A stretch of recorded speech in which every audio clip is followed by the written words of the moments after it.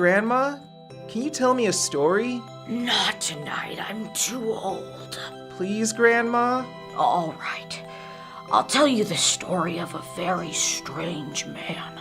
Back when I worked at a YouTube studio. What's a YouTube studio? It's like a Hollywood studio, except everyone's even more insecure.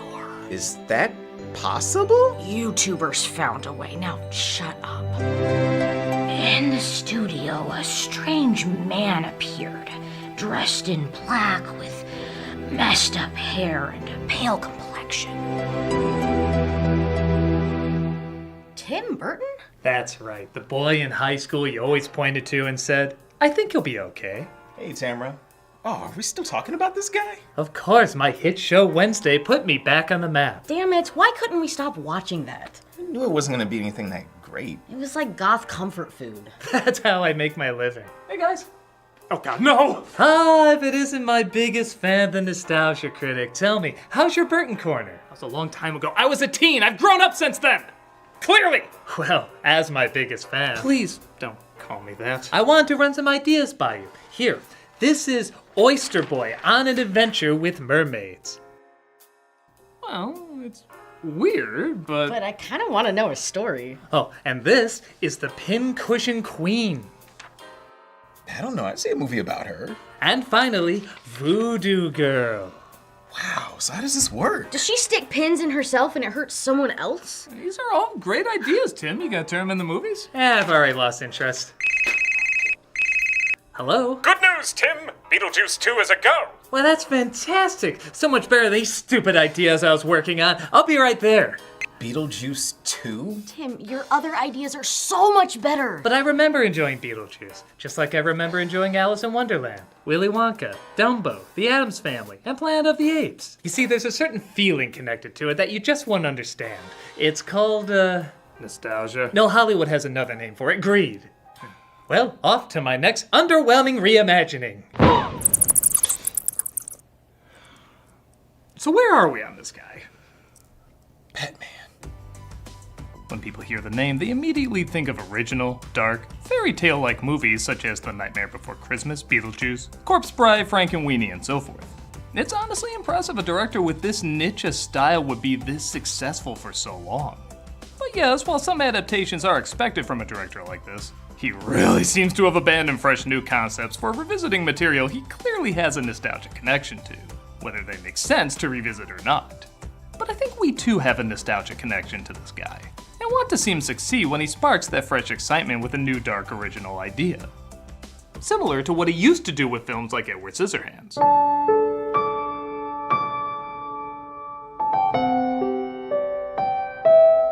Yep, this is technically a Christmas movie, and a unique one at that. Released in 1990, right after the monstrous success of Batman, Burton was allowed to tell the story of a young man he drew who had hands that looked like scissors. Co-written by the wildly talented Caroline Thompson, well, mostly talented. The two of them constructed a modern suburban fantasy combining dark fairy tales and the story of Frankenstein. This honestly makes a lot of sense, as suburbia can feel like a very surreal place, and even the Frankenstein story has a lot of Grimm's fairy tale elements to it. Over 30 years later, does this film have the same magic that made it a hit back then? Well, let's take a closer look. Are you including his review in your story? Well, is it any different than the boring ASMR you fall asleep to? I see your point. Let's take a look at Edward Scissorhands. The film opens with an old woman, played by Winona Ryder, telling a story to her granddaughter Goldilocks in one of the three bears' beds. There was a man who had scissors for hands. A man? Yes. Hands? Scissors? No, scissor hands. Idiot. Side note, for 1990, that old lady makeup is pretty impressive. Okay, she looks a little bit like Mitt Romney cosplaying as Maggie Smith, but that just gives her more character. A long time ago, an inventor lived in that mansion. He lived in a model town because it was literally a model. Yeah, you don't want to see the HBO logo or the spider from Beetlejuice at the end of the shot. He also created a man. He didn't have a name? Of course he had a name. Idiot. Seriously, you're an idiot. Avon calling. We see an Avon lady named Peg, played by Diane Wiest, going from house to house selling Avon products. Come on, Peg, I never buy anything from you. You know that. I know. Bye. Bye, Helen. Like many Burton movies, the casting in this film is pretty great. Every single person has a ton of personality that you understand immediately. Diane Weiss particularly has so much heart and kindness. I like them both. Well, great. You don't actually think I have any money, do you? She plays the role as optimistically naive, but not dumb. She doesn't always make the best choices, but you know they're always coming from a good place that all of us can recognize and sympathize with. Oh hey, you can see Bo Welch already preparing to have his version of Cat in the Hat ruined in this neighborhood. Huh, don't know how I always forget that's there. Really surprised the HOA lets that stand for so long. Apparently a cloud shaped like scissors is supposed to be in the sky, but I don't know, it looks like dick and balls to me. Why, isn't that exciting? Thus Peg makes her way to the strangest home a guy who just makes cookies ever owned. She sees many beautiful hedge sculptures. The hand at the center is a nice touch. And she stumbles across Edward, played by Johnny Depp, who with those painted on sad eyebrows is another Burton actor given a permanent expression throughout his entire performance. Where are your parents? You didn't wake up. Oh, that was the skeleton in the lobby I saw. Yes, just ignore the barbecue sauce. I think you should just come home with me. This role was kind of a godsend for Depp, who was sick of being typecast as good-looking rebels and wanted to play, for lack of a better way of putting it, some memorable oddballs, which he would end up playing for the rest of his life. Though maybe it's not too big a stretch. And on your left hand, what is it? It's a 3, the number 3. A friend of mine, I sat down at his table and I said, wouldn't we put a 3 here? You know? Well, how about that? I'm sorry. No, don't be. Depp plays the part great, always finding a naive innocence that Caroline Thompson said she based a lot on her dog. The dog? Which I guess makes sense. If somebody told me a guy dressed like that crawled on all fours and barked, it wouldn't surprise me. Peg drove by, and she had somebody with her in the car. Did you get a good look at it? You look kind of pale. Yes, be right there! He's brought to her home where he's drawn to pictures of her family. Here's my daughter, Kim. My goth tomboy cosplaying as a blonde cheerleader for some reason. Yeah, I think most people know popular cheerleader is a strange role for someone like Ryder. Burton even apparently howled with laughter when he saw her in the blonde wig. But I think because she usually doesn't play these kind of roles, it allows her to bring a unique depth to it.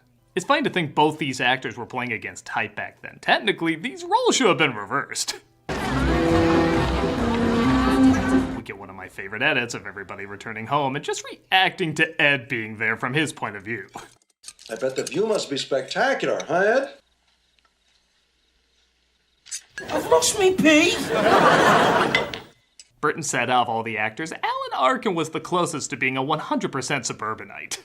His ability to both care and not care at the same time does ring true to that culture. Edward, you did us! I feel it's us! Yes, it is. Speaking of which, want a great impression of social media? You're just minding your business, going about your life, then somebody just declares you're evil. Straight from the stinking flames of hell. The power of Satan is in him. I can feel it. The Stephen King movie's being shot down the street. They ignore her as Edward suddenly has a flashback, technically to before he was born. Ah, we're seeing how they make Velveeta. Why'd I put a celery chopper next to a cookie maker? The two don't go together at all. That was strange of me. I think I'll make a man. Vincent Price plays the inventor, and yeah, okay, it's a fairy tale. I'm not supposed to question that much, but what is the story of this odd cookie maker in suburbia? I mean, was this really just a local businessman who made money with this company? Did he have commercials? Welcome to Creepy Old Guy Cookies. Our pastries are made with all natural ingredients taken from the heart of a baby goat. We only use the finest hardware straight from HR Giga sex toys and have distribution among such popular names as Keebler, Pepperidge Farm, Beelzebub, and Nabisco. Most factories average roughly 95 million cookies per day, but at our fine establishment, where sometimes the cutters do their job properly, we average 50 in an hour. I may not be a mathematician, but... Oh, I think I did the math wrong. Anyway, purchase Creepy Old Guy Cookies. I'm bored. Edward is introduced to the neighbors, who certainly find him odd, but kinda like that there's something different in town. Now, we'd like to invite you to our card game Friday night. Only thing is, you can't cut. Well, at least my nose isn't gushing blood. Oh, what do you mean by that? Later that night, Edward has another flashback to being made by the inventor. Let us pretend that we are in the drawing room and the hostess is serving tea. Many numerous little questions confront us. One of the best elements in the movie is the visual storytelling. A lot of flicks over-explain everything when something as simple as a book showing the inventor's plans gets across all the info you need. And guards us from all humiliation and discomfort. Yeah, screw it. I'm going to make a woman. Kim returns from a trip with her friends in Optimus Prime, unaware of her new roommate. Oh, I really hate having Scissorhands right now. Thus we ask the age-old question, why were waterbeds a thing again? They straighten things out and Kim quickly realizes Edward has a crush on her, despite her already having a boyfriend named Jim, played by Anthony Michael Hall. Kim! Oh no, you forgot your cookies. These aren't easy to come by either. We had an old guy who used to deliver them. I wonder what happened to him. Speaking of which, this also makes for an interesting economical discussion. I understand you're not charging for your gardening, Edward. Marge made him cookies today. You can't buy the necessities of life with cookies. No, but you can make a man from cookies. What's that? I'm cookies. Yet another talent is discovered from Edward, as he can not only cut dogs' hair, but women's hair as well.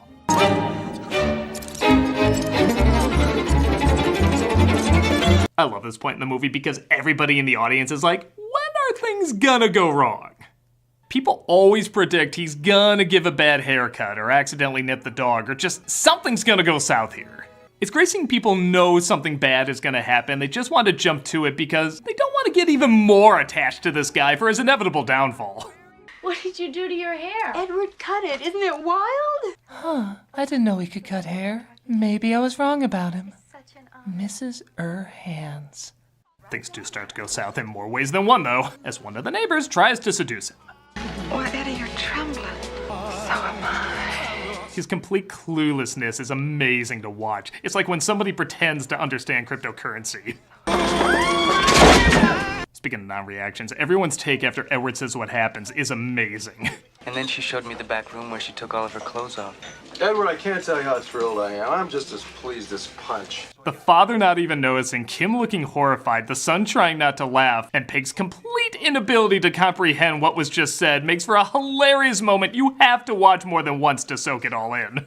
Get yourself a social security card, establish credit, and buy yourself a car. They want to open a salon for Edward, but they can't get a loan. And coincidentally, Kim and Jim are having their own financial issues, wanting to steal from his old man so they can afford their own van. Because my father keeps the damn room locked. We need Edward to get us in. This is the only scene I have an issue with in the movie. They have Edward come with them on the heist, but he gets caught and the cops are called on him. This is what begins his downfall. And it's not a huge issue, but I kind of want something more relatable for the downfall. I actually might have liked him more if he did accidentally nip somebody, kind of like what happens later. And everybody turns on him like they were waiting to without even knowing it. I feel like audiences can relate to accidents more than this weird, kind of forced heist plot. I don't know, the point's still gotten across, it works okay. I just think this part could have been tweaked a little. All right, cuff him. Edward is arrested but let go as Jim's father was told he didn't comprehend what he was doing. Listen, it could keep me up all night worrying about you. You watch yourself here. Dick Anthony Williams does a good job playing a very sympathetic cop, even though at times, he's not the best at what he does. All over. Go on home. There's nothing more to see. Well, I de-escalated this situation. Nobody's gonna die tonight. Edward reveals, though, he did know what he was doing, and he did it for Kim. I knew it was Jim's house. Well, then why'd you do it? Because you asked me to. We know I do is for you, Kermit. Oh, that joke's the best spot for a commercial. All right. Pig says she still wants to do her Christmas party despite all the drama that happened. And everyone makes up excuses not to go, including the neighbor who went after him, now claiming he went after her. Threatening her with those knives of his? It's a miracle she escaped. After what happened to me, can you imagine? I saw it too. It looked like a scissor. What does balls look like? Well, you know the handles that are attached to the... Edward starts sculpting a giant block of ice because they spent bank on this Christmas party. No, okay, you're not supposed to question it like any other fairy tale. It's a style thing. And Kim starts dancing it to the spectacular Danny Elfman music. I haven't talked about it much, but Elfman's music really is like half the movie. The choir sounds like what I can only describe as lost, but hauntingly hopeful. Like there's a lot to be afraid of, but there's still beauty worth singing about that pulls you through. If you take the music out of the scene, it looks really weird. Like she just sees him chopping at ice and then randomly starts spinning.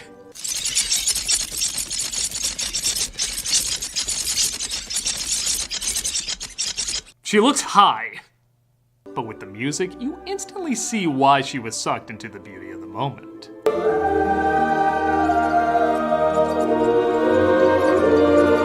Huffman often said this was his favorite score, and it might be mine too. Hey! But Edward accidentally cuts Kim's hand, causing Jim to throw him out. I don't love you anymore. I just want you to go. Are you serious? I'm gonna lose you to that? I'm losing to a weak, awkward loser? If I knew that, I never would have changed! Edward finally cracks, taking his anger out on all the people who turned against him. Zoo, motherfucker! Zoo! A classic never dies. The neighbors call the cops on Edward, who want him arrested and put away. Hello, Mrs. Boggs. I'm here to see the man with the hands. Oh, the proctologist doesn't live here anymore.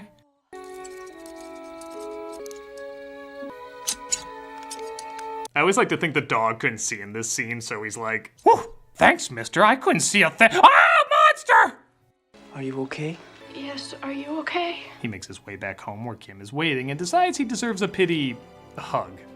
This causes him to have another flashback to the final time he ever saw his creator, about to give him human hands. Oh, that Chipotle's coming back to haunt me. There's different ways to interpret Edward touching his cheek. I always thought he looked at the plastic inside the hands and compared it to the blood that was inside the inventor, showing he isn't and never will be human. But I've heard the theory he just wanted to wake him up, but cutting his face showed it was never gonna happen. I also heard he just wanted to give one last embrace, but everything he touches he destroys. Maybe it's one of them, maybe it's none of them, maybe it's all of them. I like moments like this, where whatever you interpret, chances are it's gonna be meaningful to you in some way. Meanwhile, Jim tells his drunk friend about their breakup and wants him to drive them to her home. Forget holding her hand. Picture the damage you could do other places. That's sick. I'd still watch, though. Kim's brother Kevin starts to walk home, coming across the guy who told Edward never let anyone say he has a handicap. Has it caught him yet? Who? Him, that cripple. The puppeteer for that insult comic dog! But Edward sees the drunk driver is gonna hit Kevin, and he saves him, sadly resulting in him getting cut up. We get the trailer shot used in all the commercials. To this day, I still see the promotional credits over this scene. But the cop lets him go.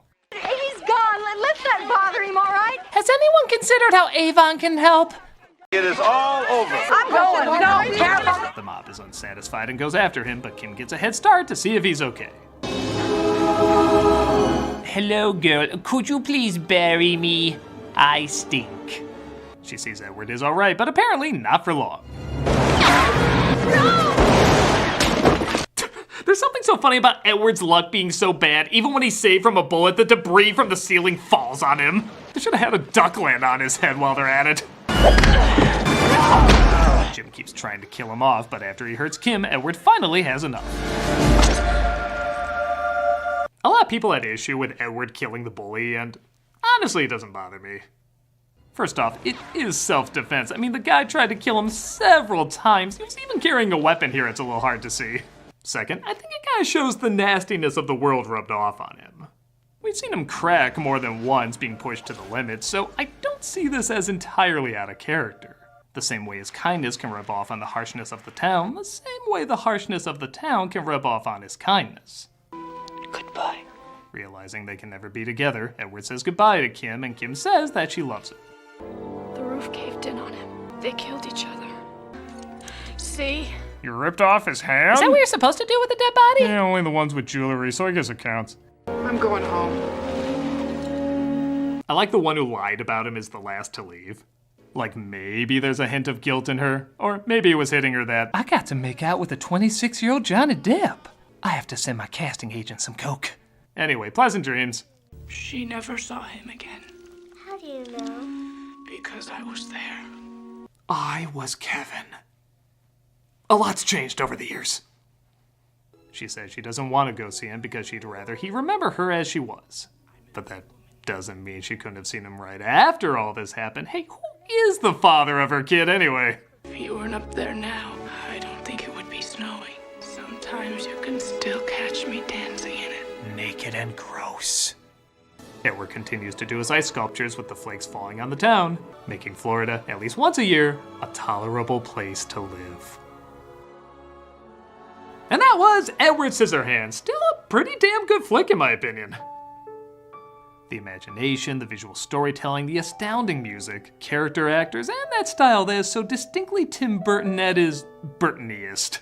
It's a film a lot of people think of, but not always around Christmas, and in a way, that's an even bigger compliment. It doesn't need to rely on the holiday in order to resonate with people, it just happens to be the setting, helping give the film even more of a unique identity when compared to other Christmas flicks. It's still enjoyable all these years later, and man, I wish Burton would return to films like these. Critic, we did it. We finally did it. We convinced Tim Burton to do an original idea again. It's called The Boy Who Had Nails in His Eyes. Nightmarish. I love it. Yes, we're finally gonna get something new from... Wednesday season 2. Damn it, we were so close. Let him go. It's better this way. It's clearly not. Yeah, but I've lost interest. Oh, I never saw anything he did again. Not after that night. You could still see his movies. You could still check them out. No, honey.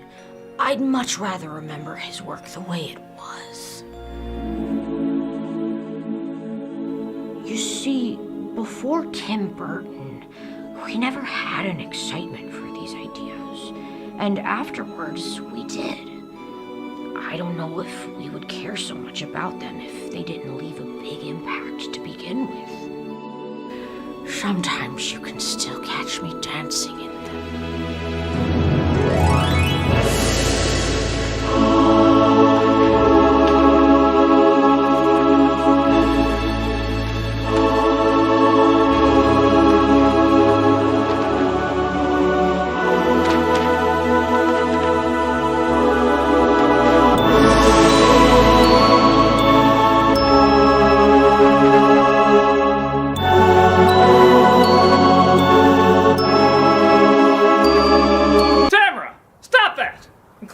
Whimsy. That'll teach you to dream.